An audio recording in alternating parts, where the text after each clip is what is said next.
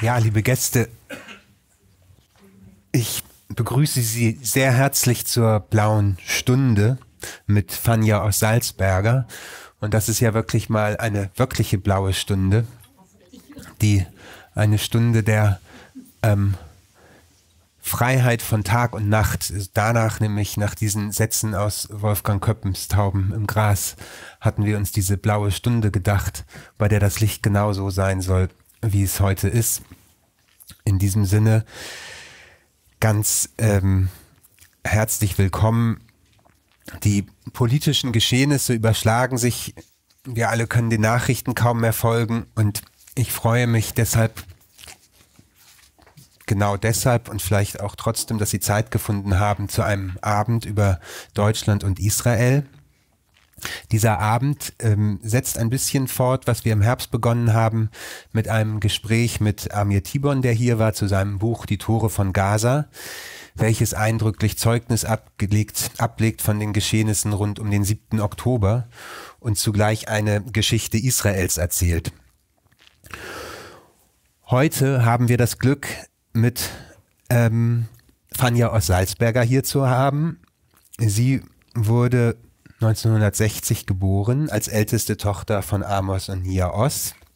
Sie ist Historikerin, Intellektuelle und emeritierte Professorin für Geschichte an der Juristischen Fakultät an der Universität Haifa, inzwischen emeritiert, und engagiert sich in der israelischen Protestbewegung für Demokratie und seit dem 7. Oktober für die liberale und gemäßigte Bewegung in Israel. Ich glaube, ich brauche dich, liebe Fania, eigentlich in Wahrheit gar nicht vorstellen. Ich freue mich sehr, dass du da bist. Vielen Dank, dass du gekommen bist und dass wir die Möglichkeit haben, dieses wunderbare und wichtige kleine Buch, was du im August und September letzten Jahres verfasst hast, dass wir das hier über dieses Buch gemeinsam sprechen können, über Deutschland und Israel nach dem 7.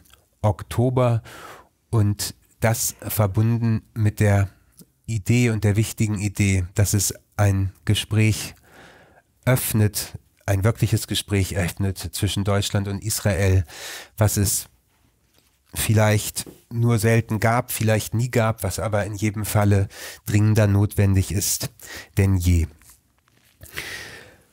Herzlich willkommen. Dankeschön.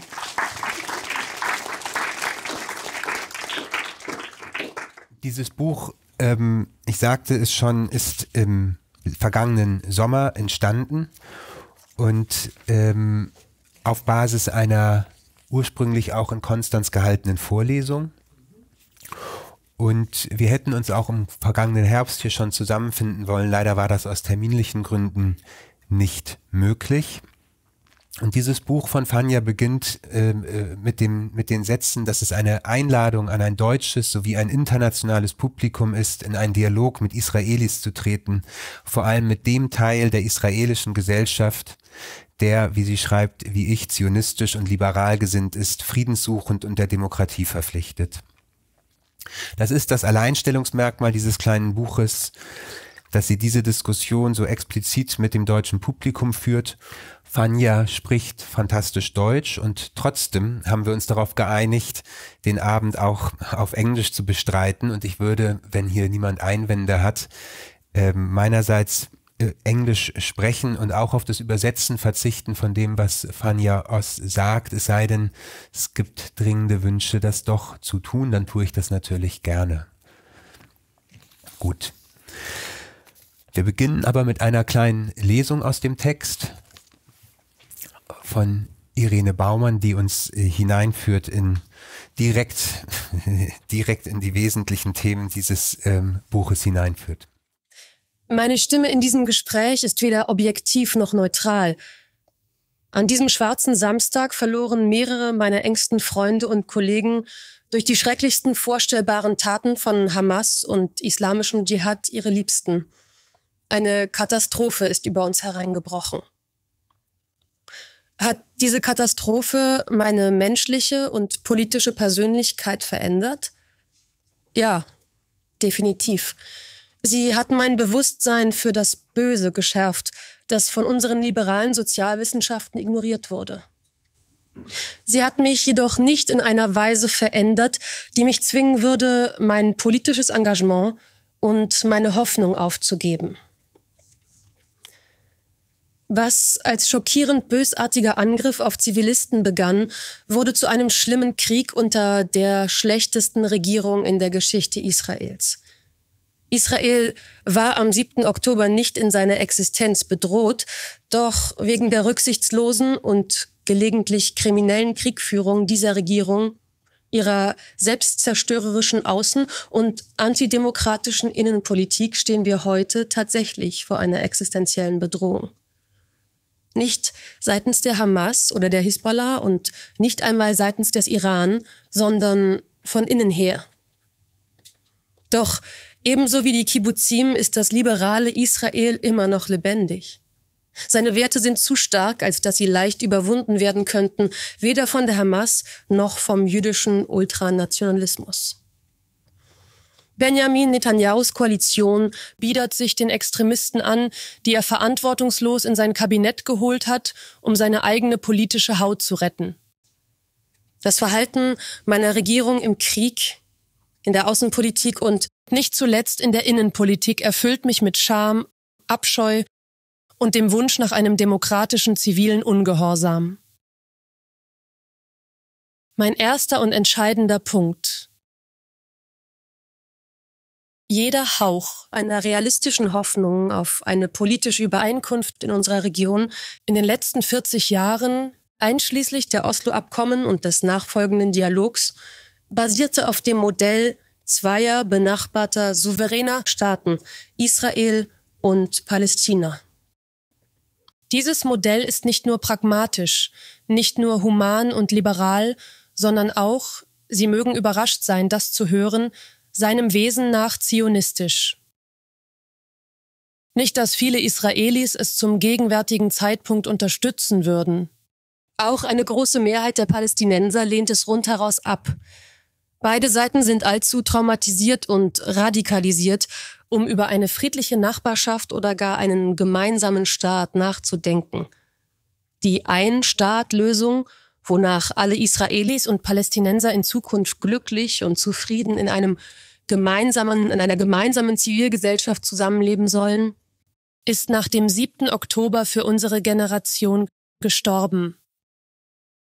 Die Zwei-Staaten-Lösung ist dagegen gesund und munter und wert, dass für sie gekämpft wird. Sie wäre für beide Seiten ein harter, fast schon unerträglicher Kompromiss, aber ihre Realisierbarkeit ist unsere große Hoffnung. Bitte hören Sie auf die gemäßigten Israelis. Es gibt Millionen von uns. Wir sprechen nicht alle mit derselben Stimme, aber wir alle sind gegen die Stimme, die Prioritäten und das Handeln der heutigen Regierung. Bitte verstehen Sie den Unterschied zwischen der ultranationalistischen Usurpierung des zionistischen Vermächtnisses und unserem eigentlichen Zionismus, der realistisch, pragmatisch, sensibel und im besten Sinne human ist. Unsere korrupte Regierung schürt in den chaotischeren Teilen des Internets den innenpolitischen Hass. Aber wir sind keine moralischen Ungeheuer und unsere nächsten Wahlen, hoffentlich lange vor dem gesetzlich vorgesehenen Termin im November 2026, werden zeigen, dass die Hoffnung den Sieg davontragen wird. Der deutschen Regierung und anderen guten Freunden sage ich, Benjamin Netanyahu und seine Koalitionspartner sind kein Symbol für Israel und die Israelis mehr. In der Geschichte der Nation kommt es vor, dass der Herrscher nicht länger für das Wohl seines Volkes steht. Bitte tun Sie uns den Gefallen und unterscheiden Sie zwischen der israelischen Regierung und der Mehrheit der israelischen Gesellschaft. Noch wichtiger jedoch, bitte reichen Sie den palästinensischen Gemäßigten in den besetzten Gebieten und der Diaspora die Hand. Wir wissen nicht, wie viele es sind, da sie gegenwärtig mit wenigen bewundernswerten Ausnahmen aus Angst schweigen. Die globale Gemeinschaft muss ihnen helfen, wieder eine Stimme zu finden, und vor allem muss sie versuchen, sie vor den Morddrohungen ihrer sogenannten Brüder zu schützen. Bitte schützen Sie auch Sie vor ihren Millionen falschen Freunden in aller Welt, die in ihrer Hast und Unwissenheit nicht sie, sondern ihre mordgierigen Brüder unterstützen. Etwa 1/4 der Israelis, Juden wie Araber, unterstützt inzwischen die Zwei-Staaten-Lösung. Mehr als die Hälfte wäre bereit, einen langsamen und vorsichtigen Prozess in diese Richtung in Gang zu setzen, sofern es genügend internationale Unterstützung, Sicherheitsgarantien und eine erkennbare Deradikalisierung der Palästinenser in Gaza und der Westbank gibt. Unter diesen Voraussetzungen ist die israelische Gesellschaft immer noch in der Lage, das Skalpell an den eigenen Körper anzusetzen und alle oder die meisten Siedlungen in der Westbank aufzulösen, als Gegenleistung für eine sichere und stabile Aufteilung unseres wunderbaren Landes. Israel kann das tun. Wir müssen hoffen, dass auch die Palästinenser es tun können. Und dieselbe Hoffnung wünsche ich Ihnen allen. In Ihrem Kampf gegen Extremisten und Fanatiker in Ihrem Land, uns allen, viel Glück. Danke.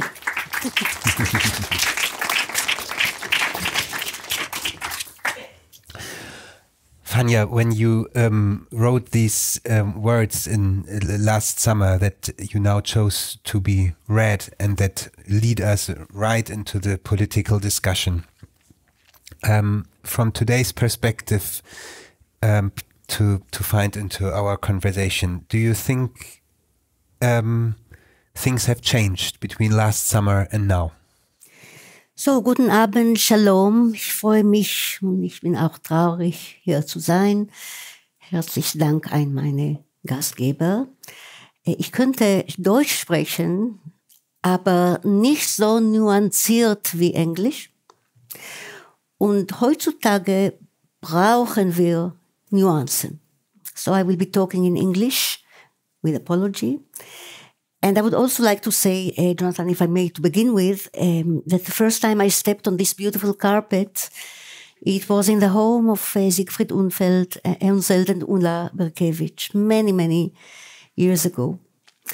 And in retrospect, I understand that the unique friendship between my late father and Siegfried Unfeld was one of the building blocks of the whole German-Israeli story post-war, the great friendship. And I cherish the memory. Not enough has changed since last August. And I would have written the same text more or less today, unfortunately, because we were all expecting that the Netanyahu government would topple quite soon after the 7th of October, and that never happened. In the meantime, Israelis like myself have to fight 3 different wars. Definitely against Hamas and Hezbollah and other terror groups. But also against our own government, which is the worst government in Israeli history by far now, and it's still there. And the third war is against the global attempt to cancel Israel as an entity, as a political society, as a legitimate state. So if I may start with a little anecdote. Exactly a year ago, Ellie and I, Ellie is sitting here, were in New York for what was supposed to be the gala of a new off-Broadway show based on my father's novel, A Perfect Peace. Can't remember the German title, but A Perfect Peace in English, about a kibbutznik and former soldier who is coming out of his idea fix in order to understand the world and humanity better. We landed in New York for the gala, for the first evening, and then we were told that the whole show was cancelled because some of the actors in the cast did not want to be identified with Israel or with Amos Oz. Fortunately, we were able, both Ellie and I, to speak in a closed meeting. Otherwise, it would have been disrupted by demonstrators, with academics, with journalists, and explain, give our voice, which is also my father's voice, of liberal, moderate Israel. So it was not a wasted trip. But when I think about a world in which Amos Oz is cancelled, or moderate Israel is cancelled, it makes me shudder. So yes, the book unfortunately still stands and is still valid for today. You are and you act as the voice of the liberal Israel, and in the section we heard that was read out, it still says that the evil was not taken into account by liberal social sciences. That's what you write in your book. Can you explain that in more detail, what you mean by this? Well, there were many conversations going on, myself and my father, about the concept of evil. Ever since I was in the kibbutz high school, and he was the teacher, and he taught us Dostoevsky. And I remember him telling us, evil really exists in the world. It's not all about victims trying to revenge because of their victimhood. It's not all about environment and culture and education. There is also real evil and really evil people, not many, but there are in this world. I think that the 9th of October has changed me in this sense. Yes, some things are truly evil. Not only on the Palestinian side, not only on the German Nazi side, also in my own society and in many liberal Western societies. It is because we haven't faced up to evil that our Western democracies are tottering these days, unraveling these days. Liberals have to either to reinvent their liberalism and their civic commitment.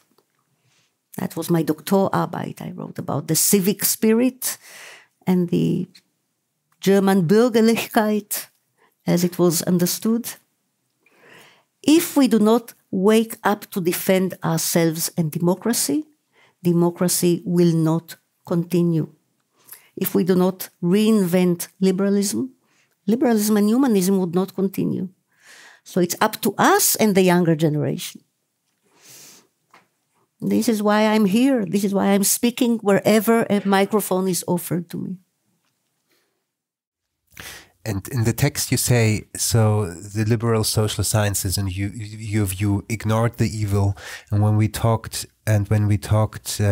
before we now sit together here, you said again, in your opinion, and also what happened to you in New York last year, that we have been too liberal on both sides, left and right. And you see that we are endangered of losing our liberty and our liberalism towards both of these poles. Yes, well, on this, unfortunately, Israeli society was a pioneer. We are pioneers in several ways, but also in the rise of vitriolic right-wing populism. And for many, many years, the liberals, the liberal Democrats, not only in Israel, but Israel led the way, have been far too forgiving towards the nationalist right, towards religious extremists, and also, may I add, towards the extreme left, the woke culture that emerged from liberalism. It's kind of a child, but a very misconceived child of liberalism, and gone over to the other side, abandoning universalism, abandoning die Aufklärung, and giving themselves to an identity politics in which the victim is always right and the colonialist is always wrong, and we decide who is the victim and who is the colonialist. This too was a mistake of liberals. Either we regain the conversation or we get off the stage of history. I'm sure you will. This will can trigger a lot of contradiction. What you just said, but I want to go on and ask, if you look at the situation now, at the polarization of the Israel society, but particularly of the Netanyahu government, your words in your text are already very, very direct, in a way direct that in Germany many people would have difficulties to express in the same way. And also here again, is that has anything changed since last summer until now about the Netanyahu government, or is it just getting worse and worse? Yes. Well, they're certainly holding on to power, and not a single member of the ruling coalition has withdrawn as a reaction to the greatest calamity in Israeli history. What has changed since last August is called Donald Trump.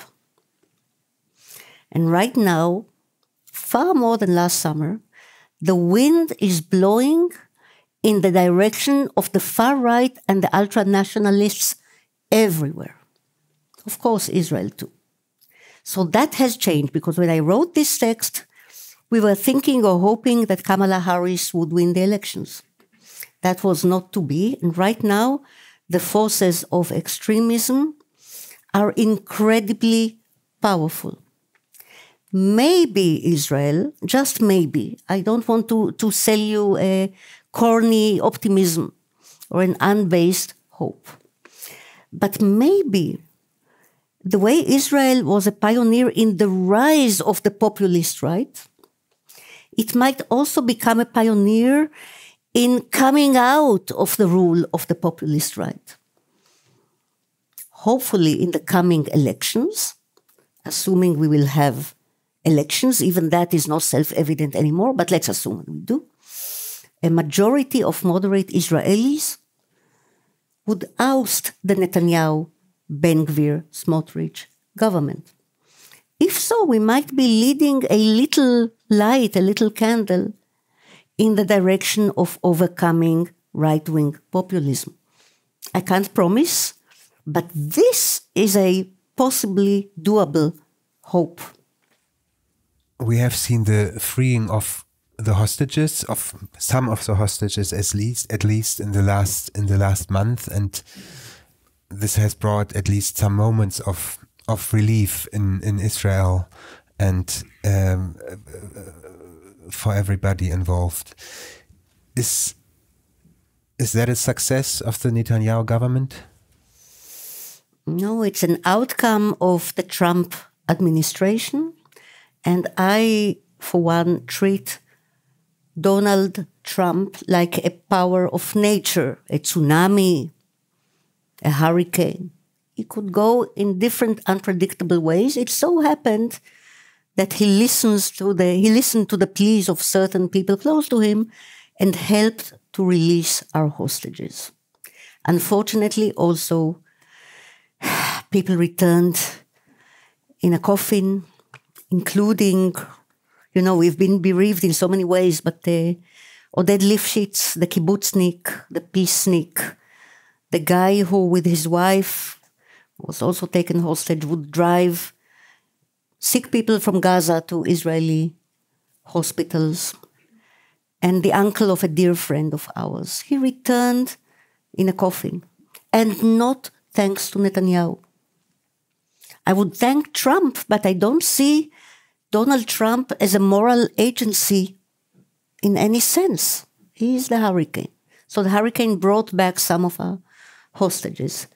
If it had been up to Netanyahu, and that is what my dear German friends have to understand, the hostages would remain, the fighting would continue, and the agenda of Israel's most extremist right to conquer Gaza, to demolish Gaza, to settle in Gaza, would have become a fact because of Netanyahu's greed for power, because of his desperate need to remain in power. So yes, we have to be thankful to Donald Trump, but not as a moral agency. In the text we heard, you are very strongly making the case for the two-state solution, and that is what you defend and that is what you fight for. It's obviously not very high on the political agenda at the moment. But can you still give an overview of what, and go a bit more into detail of what we heard already? Why do you still believe the two-state solution is the solution one should fight for? And what you think are the realistic perspectives for it? Thank you for the question. And again, I'm trying not to preach the unrealistic.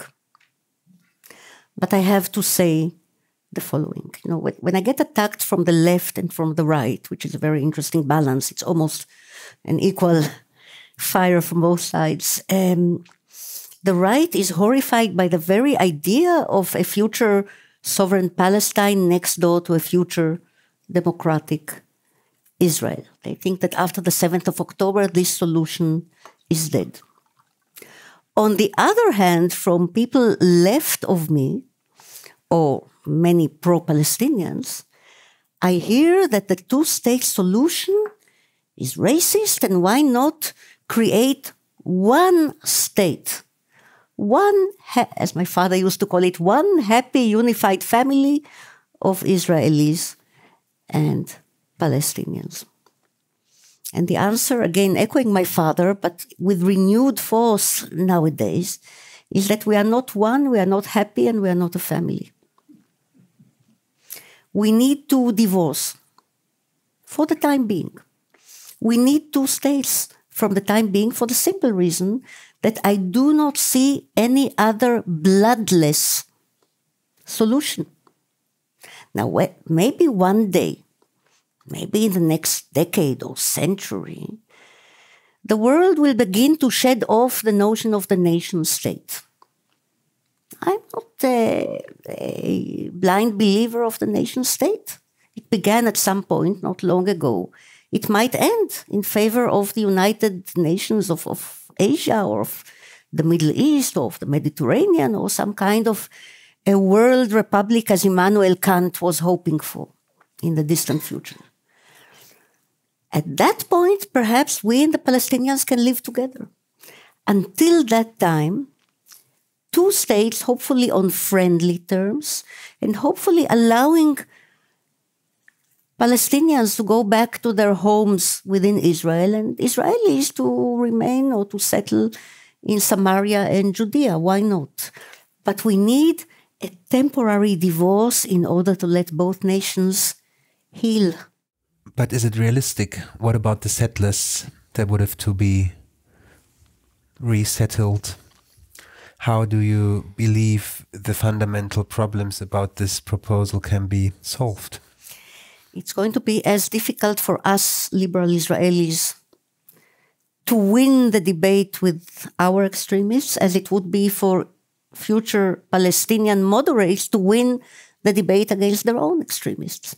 It's monstrously difficult. And that is why, unlike my father, because he lived in a different era now, we are in a new era, and he was hoping for two states quickly, as soon as possible. Unlike him today, I am forced, and I think he might have been forced had he lived now. I'm glad he's not living to see this, but I'm forced to say not tomorrow morning, not next year.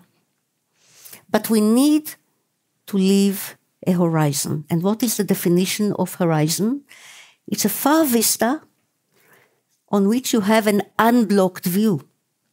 I want to remove the blocks from this faraway vista so that when a Palestinian moderate leadership comes forward, there would be an Israeli moderate leadership to meet it halfway.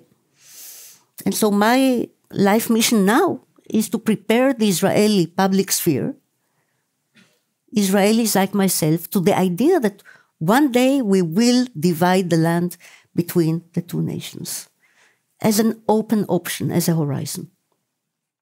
The initial idea for the book came when you became more and more aware that the discussion in Germany on all these issues that we are now covering very in snapshots, that your impression of the German debate was that it's not linked at all to the Israeli discussion, and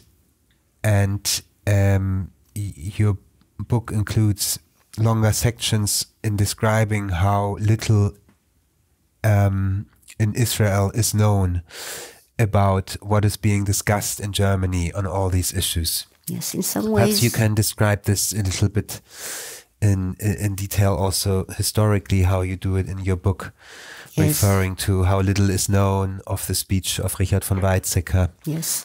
In some ways, it goes both ways, the ignorance, but I have to admit that the ignorance of Israelis about relationship with Germany is far greater than the German ignorance about Israel. I remember when a Tel Aviv publisher asked me to choose one German text to translate and publish as a book in Hebrew.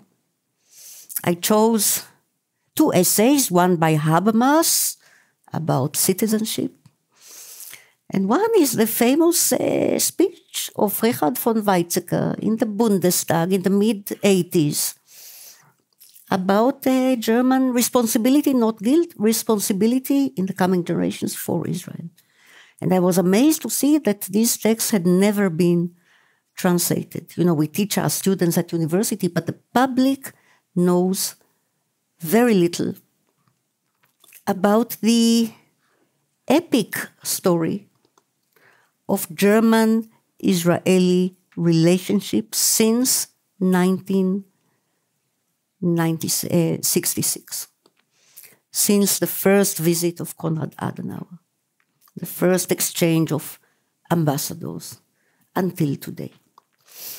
And thus, on the one hand, I have to talk to German friends who tell me, how dare you say bad things about the government of Israel? You are helping the anti-Semites. And on the other hand, I talk to Israelis who tell me today, we are not interested in German politics.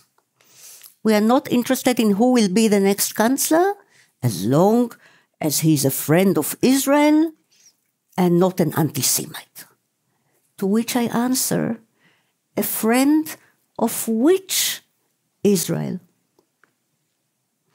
Because it's time you, our German friends, chose. You have to choose between 2 Israels.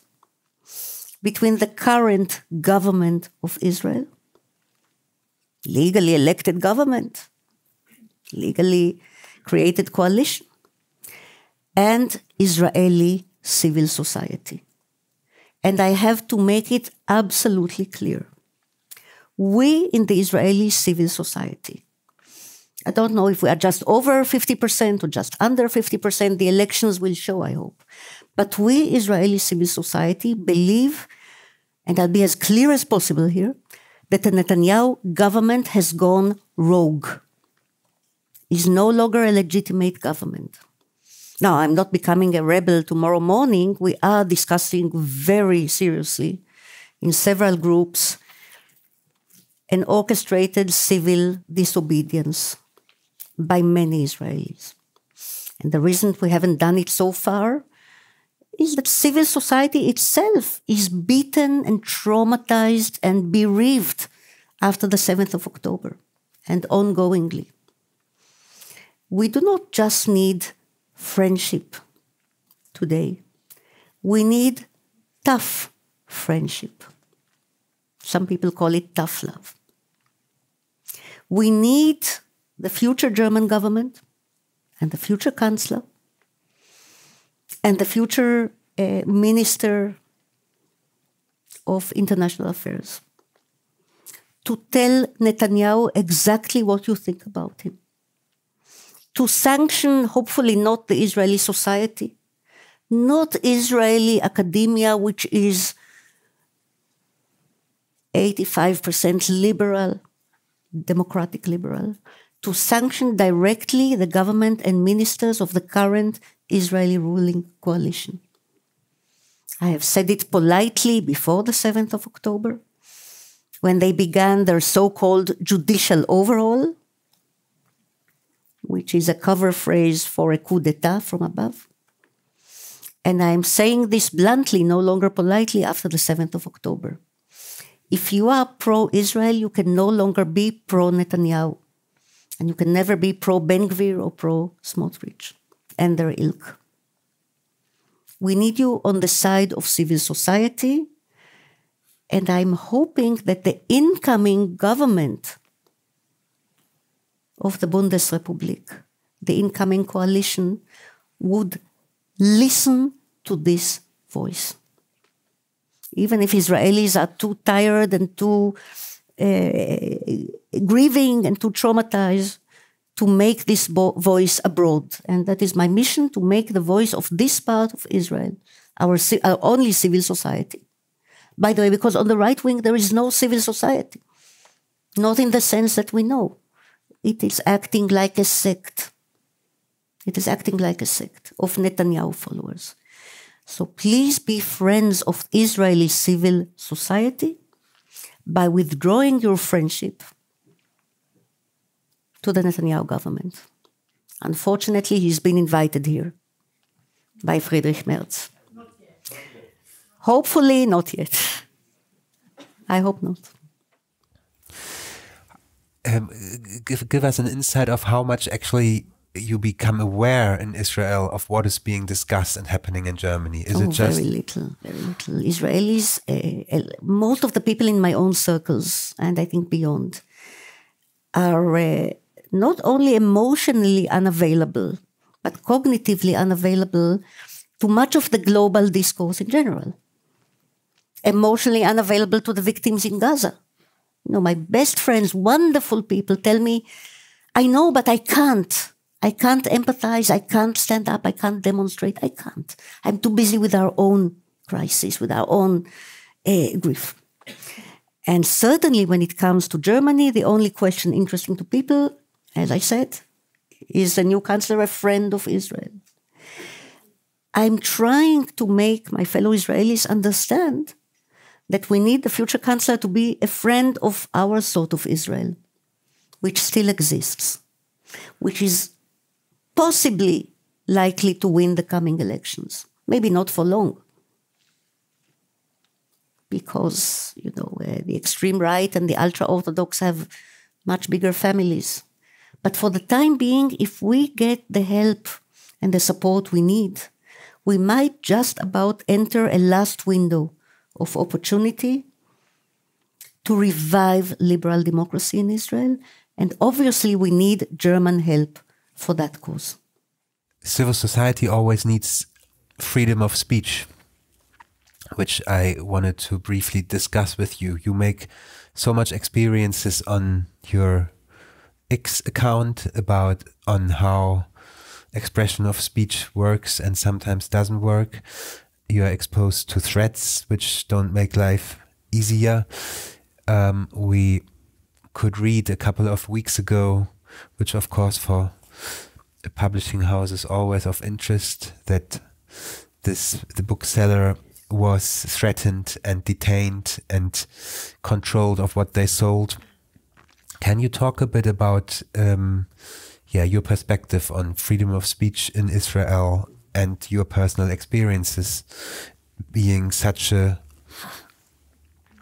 exposed protagonist of civil activism? Yes. Well, just a word about Twitter or X. If you are not on it, please don't go there. If you happen to be on it, please follow me.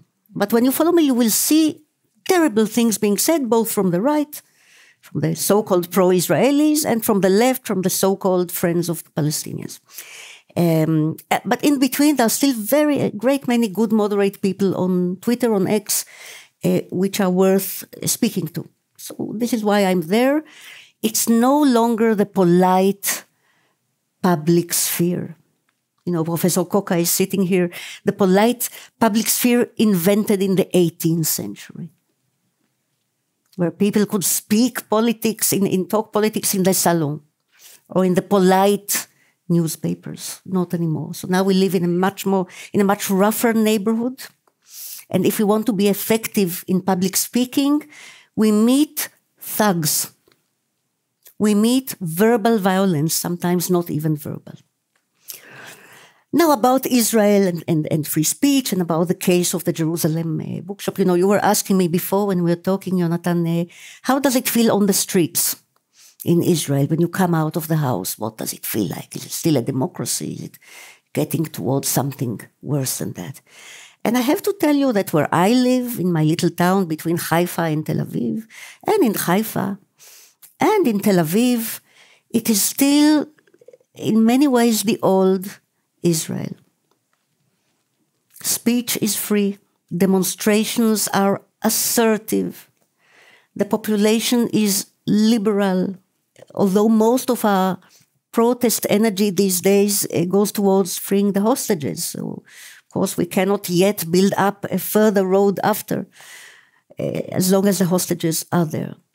But in other streets, in other parts of Israel, things are getting worse.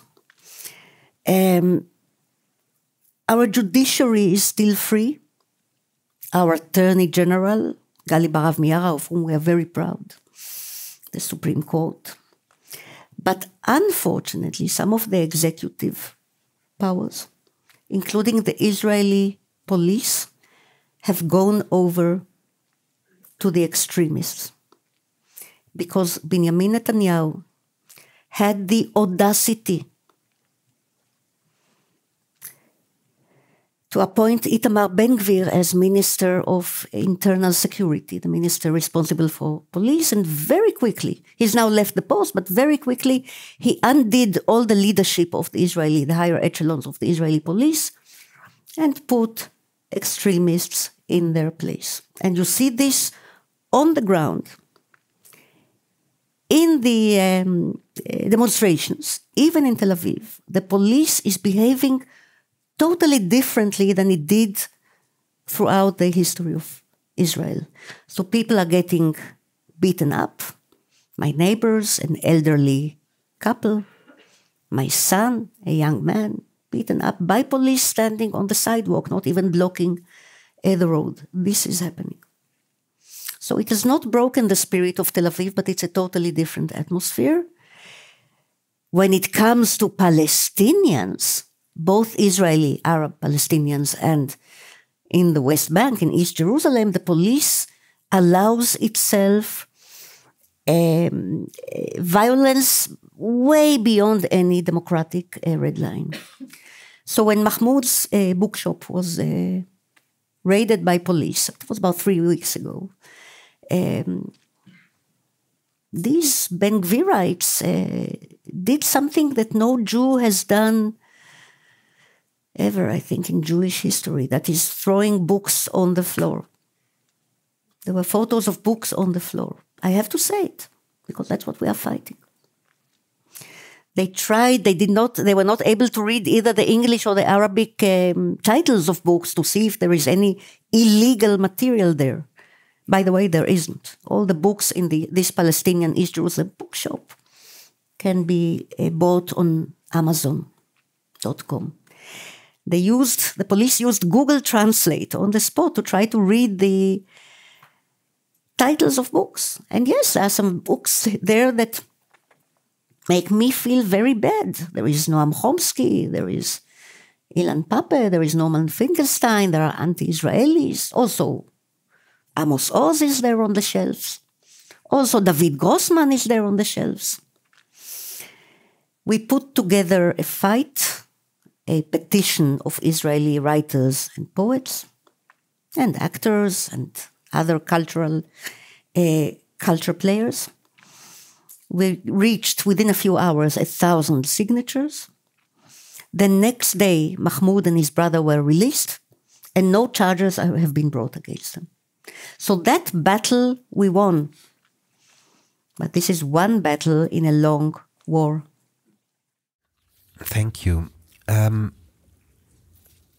Perhaps one more turn towards the United States. What are the reactions in Israel towards the latest proposals of the Trump administration or of Donald Trump personally about the future of the Gaza Strip? Well, you know, in Israel you have two distinct bubbles these days. I don't know which one is larger. There is the bubble of us liberals, academics. We know something about the abuse of the internet media. We know something about the new abuse of AI, of artificial intelligence, which created Donald Trump's video.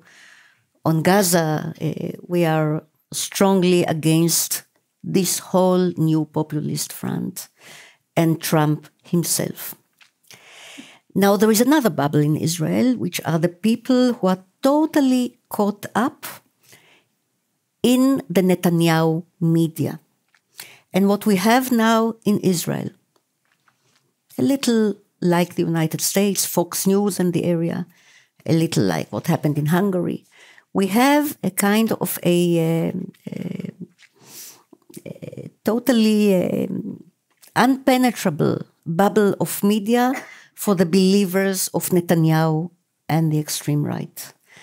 They have a television channel, Channel 14. There is now another television channel, 24.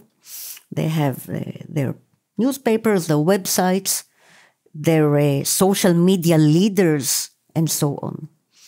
And I know that certain people, not of my milieu, but certain people I know about, are completely caught up in this Fox News on steroids, really. With the lies, the fake news, the fake facts, and so on and so forth. Now, most Israelis are not in either bubble. They are simply confused and traumatized and injured and unable to follow the sophisticated aspect of international news. So yes, there is an Israeli majority supporting Trump, telling the pollsters, we support Trump, because they think that Trump is a great friend of Israel's. I belong, obviously, to the skeptics, and I think that very soon this typhoon called Trump will turn over from so-called support of Israel to play with a new toy, maybe Russia and Ukraine. So we have to wait and see, because it is totally unpredictable. But what I said in my opening about nuances, the worst aspect of a democratic regression, as we are getting today in Israel and in other Western countries, the worst aspect is the abandonment of sophistication, of the nuance, of the educated mind. It doesn't have to be high education. People can finish high school and be reasonable. People can be professors. We have some of those back home, and totally extremist and fanatical. But the mind geared towards the nuance, the complexity, is disappearing. So if we want to reinvent liberalism, the first thing we have to do is to find a way to spell out complex truths in the digital media. And that is what we are trying to do in the different protest groups that Ellie and I take part in. We are trying to convey a complex worldview to our fellow citizens. And you find that possible on Twitter? From my experience, yes. Through ongoing communication? Yes, so tens of thousands of followers who are moderates from all over the world. By the way, I've got people from Japan, I've got people from Latin America. But what is common to most of my followers is a kind of a moderation, a capacity to see the nuances. So it still exists, Jonathan, just about. One last question before we open to the audience, to questions from the audience, is so what of course keeps Germany also very busy at the moment is the war in the Ukraine. So could you just very briefly, what is the what is the current position of the Israeli public, as far as they have it at all, and of the government towards this conflict, which is not directly their conflict? It's quickly becoming opposing, because unfortunately our government is following Trump step by step towards an anti-Ukrainian position. But a lot of the public is still very staunchly pro-Ukraine, pro-Zelensky. And interestingly, we've had a very big migration from the former Soviet Union in the last 3 decades. A lot of people come from Russia, but are not Putin supporters. And of course, people forget quite a few of the new immigrants are from the Ukraine too. Ukrainian Jews, like my own earlier generations. And so I'm glad to say, because nothing is self-evident anymore, but I'm glad to say that most of the Israeli public is still pro-Ukrainian. And we will have to see how the Netanyahu media henchmen are working out this sudden turn towards Putin on behalf of the Israeli government. But I'm hoping that this will be one thing among several that will make people disillusioned with regard to the Netanyahu government, that they will at some point understand that we are talking about not just an immoral, but a non-moral government, which is in the business of power mongering. So on this, at least, we still have anti-Trumpists in many parts of Israeli society. Thank you, Fania. Thank you very much.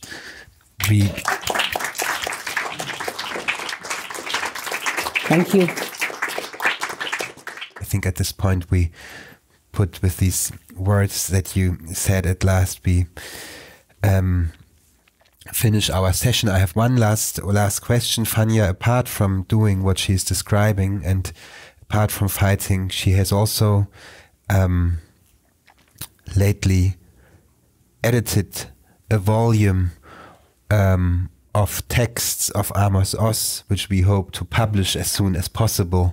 And perhaps we can finish with this positive outlook on this little volume that you prepared, and you can release us to a glass of wine with some words about the volume you've prepared then, that we hope to publish perhaps this year or perhaps beginning of next year. Yes, thank you. Now you are making me smile at last. I usually smile when I give talks, but not on this topic. So I'm continuing my father's legacies in several ways, and this is one of the best because we realized, his family, his friends, that he had many, many oral presentations, which were recorded, or we have in his archive, in his legacy, we have his handwritten.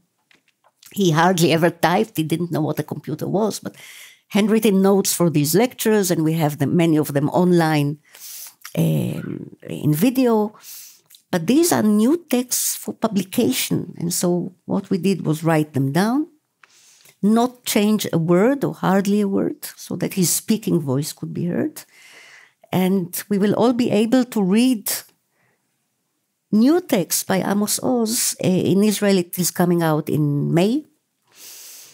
Hopefully, then in German, and after that, in English. So I'm letting him speak once more. And I think we need him, don't we? We do. Thank you so much. Vielen Dank, Fania.